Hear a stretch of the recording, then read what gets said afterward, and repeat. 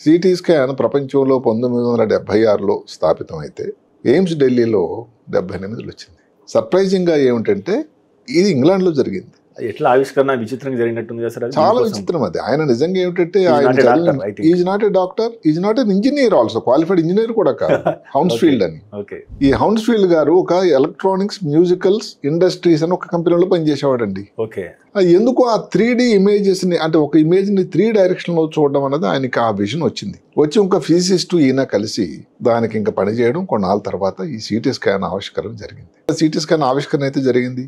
పేషెంట్లు కావాలిగా, ఎవరు నమ్ముతారు పేషెంట్లు? కొత్తగా ఎక్స్పెరిమెంటల్ స్టేజ్. ఎవరో ఒక మధ్య వయసు స్త్రీకి ఏదో బ్రెయిన్లో ఇబ్బంది వచ్చిన డౌట్, న్యూరాలజిస్ట్ డౌట్ పెడితే దానికి సిటీ స్కాన్ చేద్దామని ప్రయోగాత్మకంగా పిలిచారు. నిజంగా ఆమెకు ఓర్పు పరీక్ష పెట్టారు వీళ్ళు. డయాగ్నోసిస్ మాట దేవుడు అరిగి. ఎందుకు? ఒక అరగంట సేపు ఒక కట్ చేయడానికి అరగంట సేపు, ఇప్పుడు ఒక సెకండ్. దాన్ని మళ్ళీ డెవలప్మెంట్ చేయడానికి సిటీలో ఏదో భాగంగా వెళ్ళడం. ఇలాగ ఒక 15-20 సెక్షన్స్ ఏదైతే చేసేసరికి అన్ని దిశల్లో కొన్ని రోజులు పట్టిందట. నమ్మండి. ఫస్ట్ సిటీ స్కాన్ రోజులు.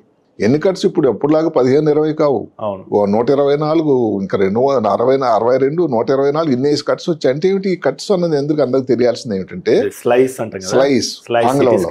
ఆ స్లైస్ వల్ల దాని తాలూకా ఉన్నతి, దాని నుంచి వచ్చేటువంటి ఇన్ఫర్మేషన్ క్వాలిటీ పెరుగుతూ ఉంటుంది. మరి ఇది వీళ్ళు చేయలేని పరిస్థితి కాబట్టి ఒక జేమ్స్ అని ఒక ఆయన్ని రేడియాలజిస్ట్ని కూడా వీళ్ళిద్దరూ కలిపి వేసుకున్నారు.